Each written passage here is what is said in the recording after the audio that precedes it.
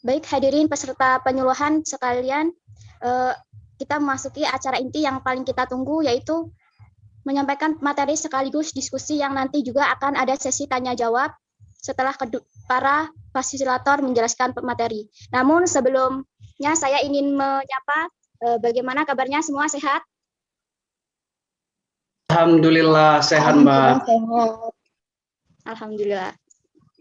Baiklah, penyuluhan ini diadakan untuk memenuhi tugas mata kuliah bantuan hukum dan advokasi, dan terutama untuk membagikan mengenai apakah itu bantuan hukum dan kegunaannya untuk membantu masyarakat sendiri.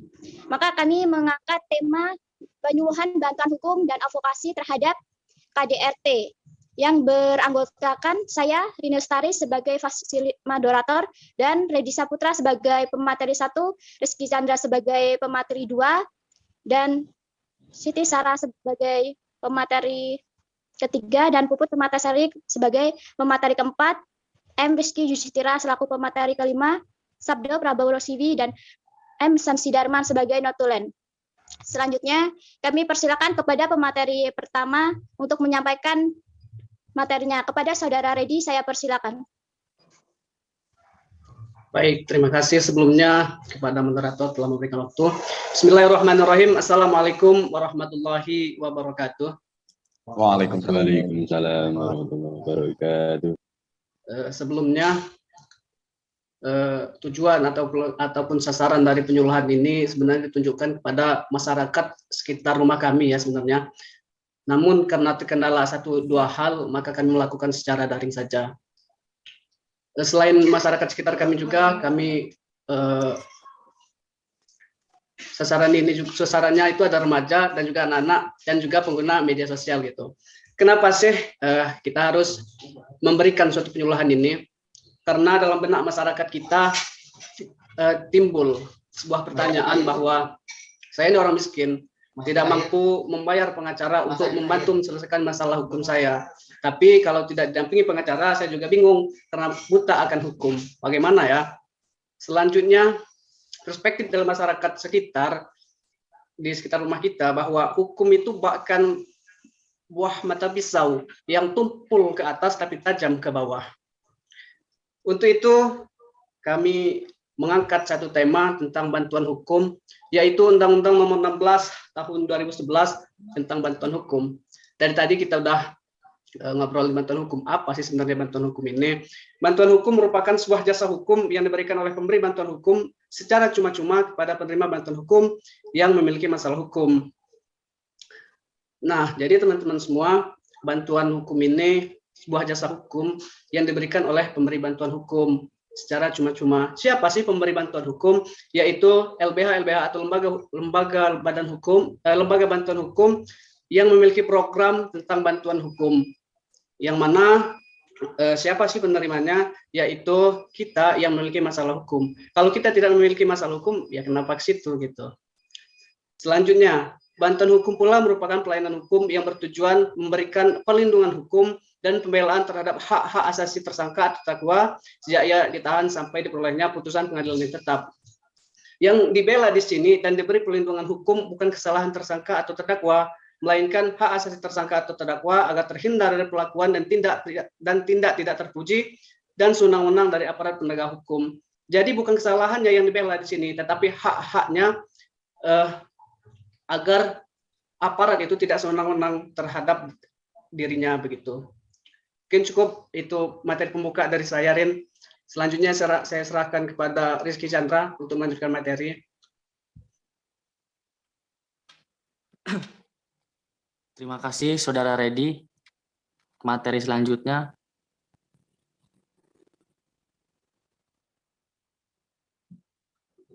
Untuk materi selanjutnya yaitu unsur bantuan hukum.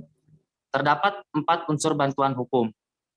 Yang pertama, bantuan hukum adalah fakir miskin atau orang yang tidak mampu secara ekonomi. Artinya bantuan hukum diberikan hanya kepada golongan masyarakat tertentu, seperti contohnya masyarakat tidak mampu atau masyarakat miskin. Mereka berhak menerima bantuan hukum karena merupakan salah satu hak mereka sebagai warga negara Indonesia, yaitu salah satunya menerima bantuan hukum. Dan yang kedua, bantuan hukum diberikan baik di dalam maupun di luar proses peradilan. Jadi bantuan hukum tidak hanya diberikan dalam suatu persoalan yang ada di dalam suatu peradilan, tetapi bantuan hukum juga berhak diberikan kepada persoalan yang ada di luar peradilan. Selanjutnya, bantuan hukum diberikan dalam lingkup peradilan pidana, perdata, dan tata usaha negara. Jadi misalnya saudara-saudara sekalian memiliki masalah seperti perkara peradilan pidana, perdata, atau tata usaha negara, saudara-saudara sekalian bisa mengajukan bantuan hukum ke LBH setempat. Contoh perkara pidana misalnya pencurian, perdata seperti sengketa hak kepemilikan, dan tata KDRT. Tentu semuanya sudah tidak asing lagi bagi kita mendengar istilah KDRT yang sering dialami para pasangan dalam hubungan pernikahan. Yang dimaksud tentu ancaman, pelecehan, dan kekerasan antara dua orang yang terikat dalam hubungan pernikahan, terutama pada perempuan yang menimbulkan kesengsaraan dan penderitaan secara fisik, seksual, psikologis, dan atau peran rumah tangga, termasuk ancaman untuk melakukan perbuatan pemaksaan atau perampasan secara melampaui. Ada satu kekerasan terbuka, yakni kekerasan fisik yang dapat dilihat, seperti pemukulan, tendangan, menjambak, sampai pada membunuh. Yang kedua, kekerasan tertutup. Biasanya dikenal dengan kekerasan psikis atau emosional. Kekerasan ini sifatnya tersembunyi, seperti ancaman, hinaan, atau cemooh, yang menyebabkan korban tidak percaya diri, tidak berdaya, hingga memiliki keinginan merupakan kekerasan yang dilakukan untuk memuaskan hasrat seks fisik dan seksual. Secara fisik, misalnya, pelecehan seksual memaksa berhubungan seks dengan pelaku. Sedang verbal, sifat burono yang sifatnya mengejek, juga membuat ekspresi wajah, gerakan tubuh, pun yang sifatnya melecehkan atau menghina korban. Korban KDRT berhak mendapatkan perlindungan dari beberapa pihak, yaitu pihak keluarga, pihak kepolisian, kejaksaan, pihak advokat, lembaga sosial, pihak lainnya seperti rumah tangga dan penyuluh hukum. Dijelaskan oleh Saudari Siti Sarah. Jadi semuanya, oleh karena itu kenapa permasalahan KDRT ini kita bahas, menurut data dari catatan tahunan Komnas Perempuan adalah jumlah kasus kekerasan terhadap perempuan sepanjang tahun 2020 sebesar 299.911 kasus, terdiri dari kasus yang ditangani oleh pengadilan negeri, pengadilan agama sejumlah 291.677 kasus. Yang kedua, lembaga layanan mitra Komnas Perempuan sejumlah 8.234 kasus. Yang ketiga, unit pelayanan dan rujukan Komnas Perempuan sebanyak 2.389 kasus. Dengan catatan, 2.134 kasus ini merupakan kasus yang berbasis gender dan 255 kasusnya diantaranya adalah kasus tidak berbasis gender atau memberikan informasi. Kasus yang paling menonjolnya itu adalah ranah personal atau disebut KDRT, ranah personal yang sebanyak 79% atau 6.480 kasus ya, diantaranya terdapat kekerasan terhadap istri yang menempati peringkat pertama 3.221 kasus atau 50%, disusul kekerasan dalam pacarannya 1.309 kasus atau 20% yang menempati posisi kedua. Posisi ketiga adalah kekerasan terhadap anak perempuan sebanyak 954 kasus atau 15%. Hanya itan oleh mantan pacar, mantan suami, serta kekerasan di ranah pribadi ini mengalami pola yang sama seperti tahun-tahun sebelumnya. Bentuk kekerasannya yang paling menonjol adalah kekerasan fisik sebanyak 1%, menempati peringkat pertama, disusul kekerasan seksual sebanyak 1.983 kasus atau 30%. Dan selanjutnya akan dilanjutkan oleh Yudhistira. Oke, terima kasih saudara. Dari masyarakat, terkadang kebanyakan masyarakat kita itu masih menganggap KDRT sebagai hal yang biasa saja. Seperti mereka masih berpikir bahwa itu urusan rumah tangga mereka, jadi kita tidak perlu ikut campur. Padahal bukan seperti itu adanya. Saat kita menemukan kasus KDRT, semestinya kita harus berani speak up dan memberikan perlindungan ataupun pertolongan kepada korban. Dari data-data kesemuanya yang di atas tadi, KDRT ini berarti bukan hal yang wajar lagi karena memang sudah termasuk tindak pidana ataupun hak asasi manusia ya, karena ini mengandung unsur kekerasan. Dan masyarakat tidak boleh menormalisasikan atau menganggap sebagai kasus KDRT ini biasa saja. Stigma seperti ini harus dihapuskan sebab akan membuat korban kebingungan melakukan apa yang ketika mendapat pelakuan tindak KDRT itu mereka menjadi bingung apa yang akan mereka lakukan. Dari KDRT ini kita tahu jika ada dampak yang berbahaya yang diterima oleh korban, terutama itu dari hal yang menimbulkan trauma berat ataupun dari psikis yang terganggu. Jadi harapan kami jika ada kasus KDRT tersebut di lingkungan masyarakat kita seharusnya akan lebih aware ataupun perhatian lagi karena korban menganggap masalah KDRT ini adalah sebagai aib. Jadi mereka tidak perlu untuk melakukan speak up. Nah, tugas kita itu adalah membantu mereka agar mereka bisa terlepas dari kasus KDRT ini. Karena itu sudah masuk ke ranah hukum dan korban tersebut dari golongan rata-rata dari golongan yang menengah ke bawah ataupun dari golongan rendah ataupun tingkat ekonomi sulit masukkan bantuan hukum itu sendiri. Nah, dari sini kita memiliki pikiran sebagai lembaga hukum yang baik, kita harusnya dapat memberikan bantuan tersebut secara cuma-cuma seperti syarat-syarat dan aturan yang di atas. Mungkin hanya itu saja yang dapat saya sampaikan. Selanjutnya saya kembalikan ke moderator. Baiklah, terima kasih kepada para pemateri.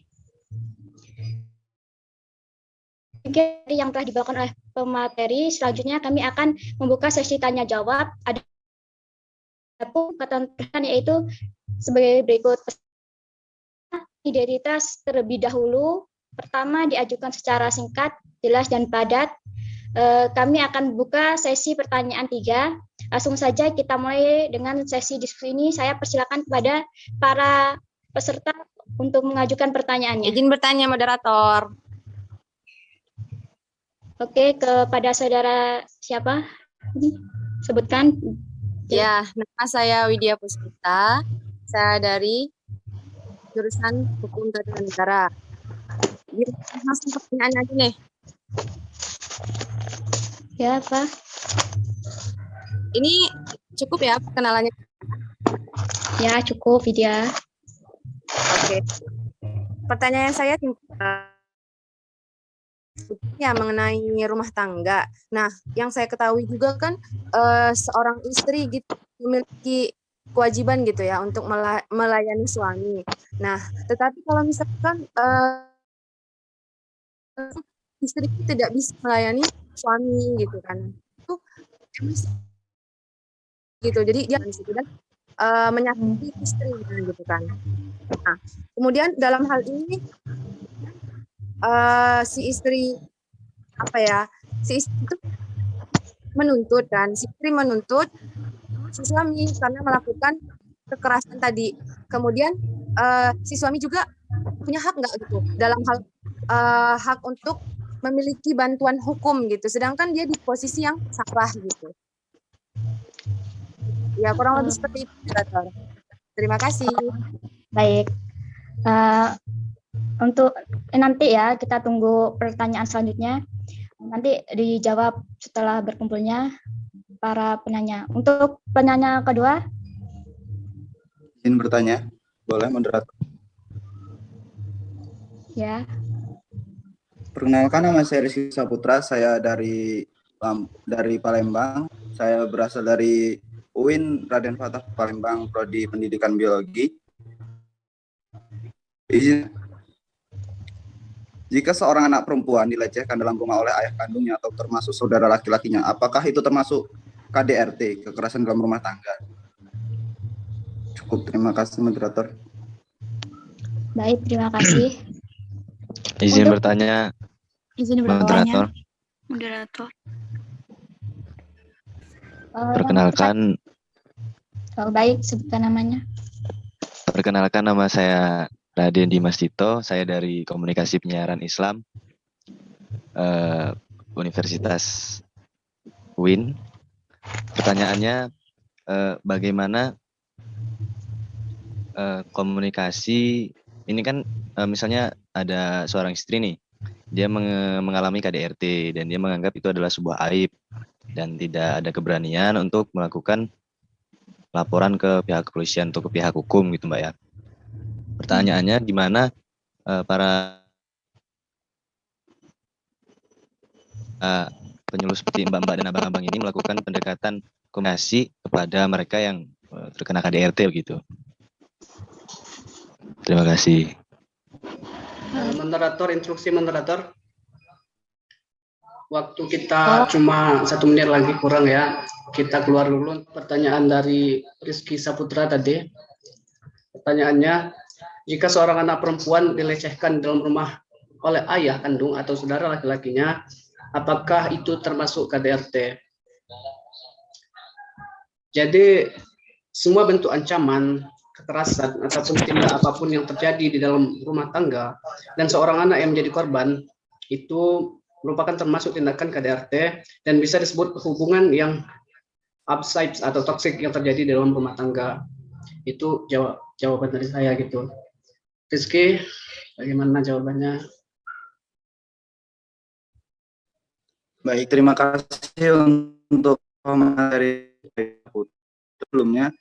Islam kan kalau digabungkan dalam hukum Islam, seorang ayah itu jika seorang anak itu sholat atau dia kafir, itu boleh dibunuh. Bahkan seorang ayah itu jika menyakiti seorang anak, dia tidak dapat mendapatkan kisos atau hukuman balik. Itu bagaimana kalau kita sinambungkan dengan hukum Islam? Bisa diulangi, Ki? Putus-putus. Iya, putus-putus. Dari saudara Reddy tadi, hukumnya itu termasuk KDRT. Sedangkan kalau kita kesinambungkan dengan keislaman, karena saya dari UIN Raden Fatah juga, nah kalau seorang anak, jika dia mendapatkan hukuman dari orang tuanya, bahkan itu dibunuh, seorang ayah itu tidak akan mendapatkan kisos atau timbal balik dari hukum Islam itu. Jadi bagaimana menurut saudara yang pemateri ini? Karena penyuluhan kan agar seorang audiens itu mengerti. Jika belum mengerti berarti itu kan penyuluhan Anda itu belum tersampaikan dengan saya. Makanya saya bertanya lagi biar saya itu paham. Baik, pertanyaan yang sangat luar biasa, saudara. Pertanyaannya, jika seorang ayah menghukum anaknya karena dia tidak sholat misalkan, ya kan, terus tidak ada timbal balik kepada ayahnya gitu kan. Nah, dalam Islam sendiri umur 7 tahun anak itu sudah diwajibkan untuk melakukan yang namanya sholat, itu sudah diwajibkan. Bahkan dijelaskan bahwa jika seorang anak yang sudah berumur 7 tahun sudah disuruh oleh orang tuanya untuk melakukan sholat, dia tidak mau, maka dihukum itu hal wajar. Itu sudah diperbolehkan di dalam Islam. Namun caranya yang kita harus perhatikan, kalau misalkan disuruh sholat langsung dibunuh, itu kan mustahil, itu namanya kekerasan, bahkan bisa masuk pidana. Nah, jadi seharusnya seorang ayah yang baik, seorang pendidik yang baik, itu melakukan contoh dulu kepada anaknya, mengajaknya lebih baik lagi, bahwa misalkan sholat itu wajib, jadi lebih ke ilmunya yang dikasih, bukan langsung main hantam hajar aja, itu nggak dibolehkan. Begitu, Rizky. Bagaimana? Baik, terima kasih penjelasannya dari Reddy Saputra namanya. Baik, terima kasih. Pertanyaan yang sangat baik sekali, Rizky.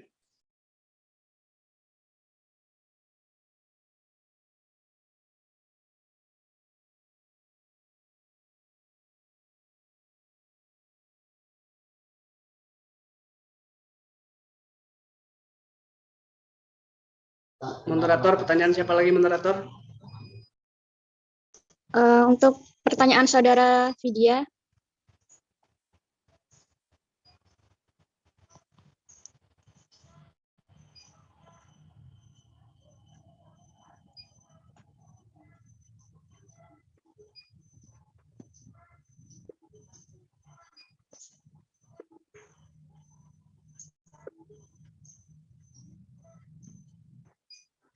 Pertanyaannya, yang ada kekerasan dalam rumah tangga karena seorang istri tidak mau melayani suami secara batin sehingga suami melakukan KDRT.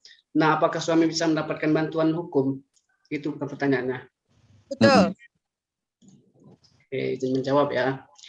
Suami bisa mendapatkan pendampingan hukum untuk menuntut haknya yang tidak dia dapatkan dari istri. Tapi biasanya akan diberikan pelayanan mediasi untuk mengkomunikasikan masalah keduanya agar masalah keduanya bisa kita selesaikan secara damai begitu.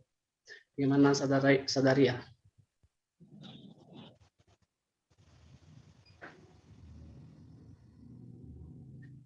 Gimana tadi? Kurang jelas putus-putus soalnya. Saya ulangi ya. Suami bisa mendapatkan pendampingan hukum untuk menuntut haknya yang tidak dia dapatkan dari seorang istri. Tapi biasanya akan diberikan pelayanan mediasi untuk mengkomunikasikan masalah keduanya agar masalah keduanya dapat diselesaikan secara damai, secara kekeluargaan begitu.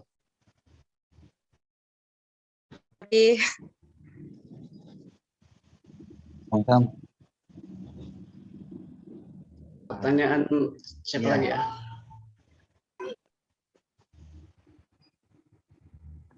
Maaf tadi yang pertanyaan Bang Redim, soalnya kan tadi saya keluar bentar. Bang siapa? Belum. Redim. Yang dari Raden Patah tadi.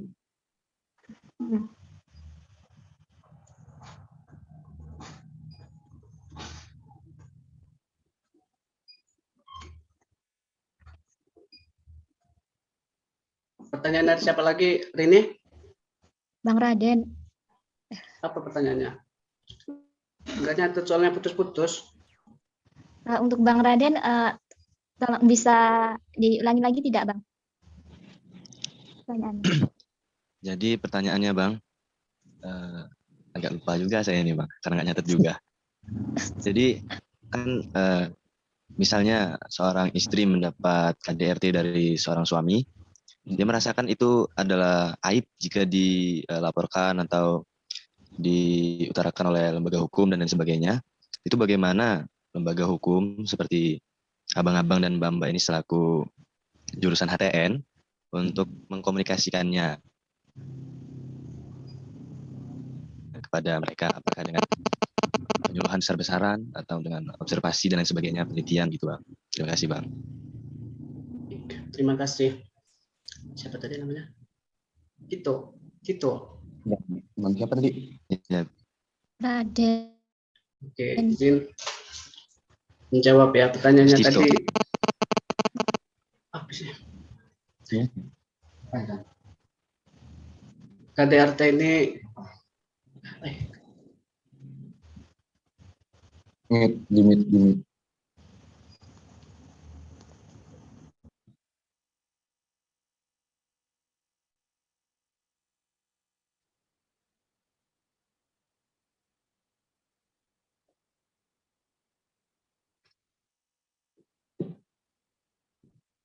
Jadi moderator mohon izin menjawab.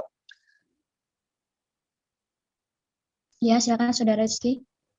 Tadi pertanyaan dari Abang itu cukup bagus ya. Itu kalau menurut saya pribadi, bagaimana cara kita mengkomunikasikannya? Yang pertama, lembaga hukum itu dapat menolong apabila diberikan pertama itu pengajuan dari seorang korban. Nah, tetapi jika korbannya itu sendiri menganggap itu aib dan malu untuk mengungkapkan kejadian tersebut atau kasus tersebut kepada lembaga bantuan hukum, bagaimana cara kita berkomunikasi? Yaitu melalui kayak seperti ini, seminar-seminar seperti ini, ataupun penyuluhan-penyuluhan seperti ini, agar pola pikir dari seorang korban itu dapat berubah. Itu balik lagi ke stigma masyarakat ya, yang menganggap bahwa kalau kasus KDRT itu adalah sebuah aib. Tetapi itu tidak, menurut saya itu tidak, karena itu lebih ke arah kemanusiaan. Jadi bagaimana cara kita mengkomunikasikannya ya seperti ini. Dengan cara seminar ataupun penyuluhan-penyuluhan agar si korban itu sendiri nantinya bakal punya keberanian untuk speak up, untuk merubah pola pikir mereka. Mungkin itu. Bagaimana menurut Abang penanya? Bagus sih Bang ya, kalau menurut saya, jawaban dari Abang Rizky. Iya. Tadi itu kan kita menggunakan media nih Bang ya, seperti Zoom Iya. saat ini. Bagaimana dengan mereka yang ada di pelosok, yang sinyal pun terkadang seperti saya saat ini ya nggak stabil gitu, kadang-kadang 4G, kadang-kadang ya gitulah Bang. Nggak semuanya masyarakat itu tahu ya Bang ya, tentang kendalanya. Nggak semua orang tuh tahu tentang lembaga hukum seperti Abang ini ya. Dan kebanyakan dari mereka itu masih menggunakan pikiran yang premium. Kenapa dibilang seperti itu? Karena mereka masih menganggap bahasanya itu hal yang lumrah dan wajar gitu Bang. Iya, menganggap biasa saja. Karena menurut saya juga, jadi mungkin ya cukup Bang jawabannya buat saya. Terima kasih Bang Raden atas pertanyaannya. Terima kasih Bang, sama-sama.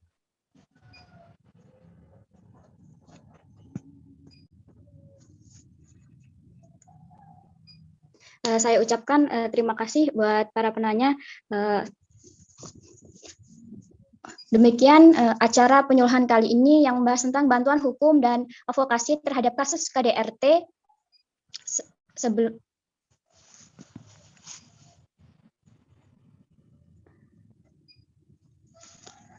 Sekali lagi kami mengucapkan terima kasih kepada para pemateri dan juga para peserta telah menghadiri acara pada pagi ini dengan semangat. Saya dapat simpulkan dari acara ini merupakan sebuah jasa hukum yang diberikan oleh jasa hukum secara cuma-cuma kepada para pemerlu bantuan hukum, yang mana mengasas dalam hukum hak asasi manusia, baik dari tersangka maupun dari korban. Jadi ketika kita dalam menghadapi sebuah masalah hukum terutamanya, jangan sekali-kali kita ragu untuk mendapatkan keadilan kita di muka hukum, karena kita dibantu oleh adanya bantuan hukum tersendiri, oleh seperti jasa advokat, dengan kita mendapatkan bantuan hukum memenuhi syarat-syarat yang telah ditentukannya. Pada hari ini sekalian, saya selaku moderator terima kasih sekali lagi telah menyempatkan waktunya dalam mengikuti acara agenda pada hari ini. Akhir kata, saya selaku moderator undur diri, semoga kita dapat bertemu kembali dalam seminar selanjutnya. Terima kasih. Wabillahi hidayah. Wassalamualaikum warahmatullahi wabarakatuh. Waalaikumsalam.